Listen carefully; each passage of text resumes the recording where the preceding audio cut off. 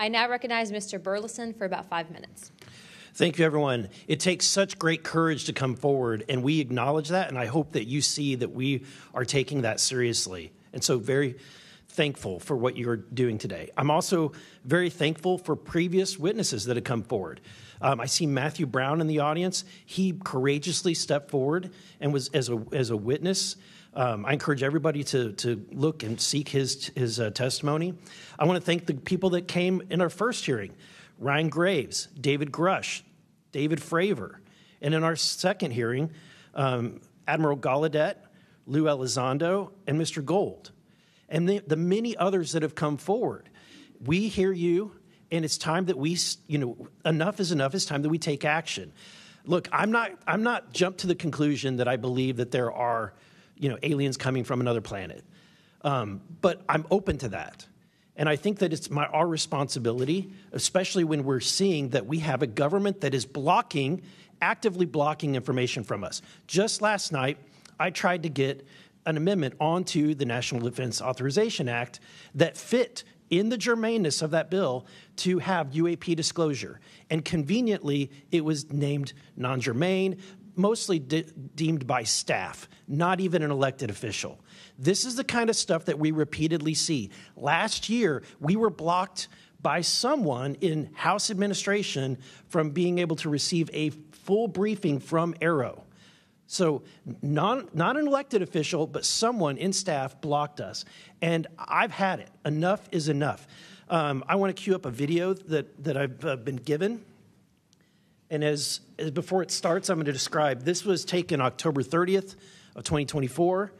This video is of an MQ-9 drone tracking an orb, or this object, off the coast of Yemen. You'll see that another MQ-9 launched a Hellfire missile. That you cannot see that drone, and so I'm not going to explain it to you. You'll see exactly what it does.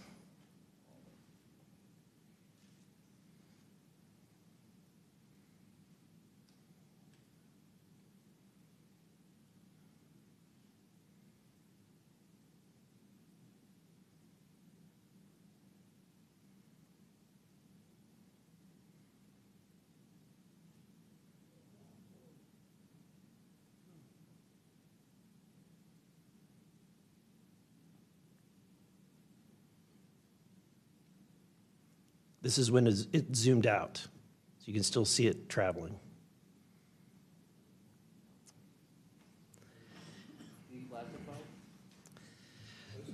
So, Mr. Knapp, have you heard about events like this occurring, and what information might you have?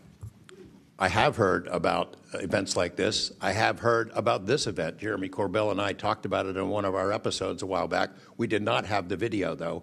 There are servers where there's a whole bank of these kind of videos that Congress has not been allowed to see, that the public hasn't been allowed to see. Occasionally, some of that stuff gets out in the wild, and it comes our way. It should be going to you. The public should be seeing this stuff. And why you're not allowed to, I don't know. But that's a Hellfire missile smacking into that UFO and just bounced right off. And it kept going. It kept going, and it looks like the debris was taken with it. Yeah. What the hell is that? What again, flies like that? Again, I'm not going to speculate what it is, but the question is, why are we being blocked from this information consistently? I want to ask this just question. How in the world, this is the document. I want to enter this in for the record if it hasn't already been entered, Madam Chair. The document that you provided on thread 3, this is a huge file. How in the world did you smuggle this out of Russia? Carefully. In your socks? I don't think I want to be really specific about it because I might have to go back there and get some more sometime. Although, okay. No, that'd be crazy to do that. Well, I took the top pages off that were stamped with a security signature, and I carried them out on my person. But the rest of them I just threw in my suitcase and threw some caviar in there as a distraction as well, and hoped for the best. Otherwise, I'd be a citizen of Siberia right now. And you had you reported James Lakatsky came to you with government possession of NHI craft and how they ultimately gained entry. Can you testify to the veracity of that claim? Dr. Lukatsky is an honorable man who served most of his career with the DIA, a very trusted, high-level rocket scientist and intelligence analyst who inspired the OSAP program, as I said earlier.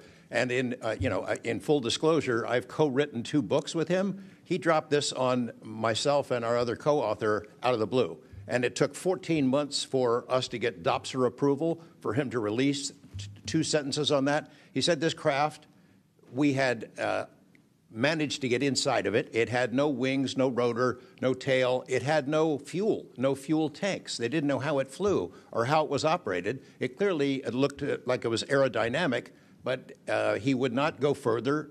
He's a by-the-book guy, and until he gets clearance to say more about that, I don't think we're going to hear much more. But it's not ours. It wasn't ours. We didn't make it. We didn't know who made it and how it was built and how it operated. We've got at least one. And I don't know. I think that's enough confirmation that we do have recovered discs and materials. Leslie, Mr. Borland, in the classified realm, have you been exposed to undeniable confirmation of NHI technology? And then my second question is Base Systems involved in any way with reverse engineering exploitation of non-human intelligence craft?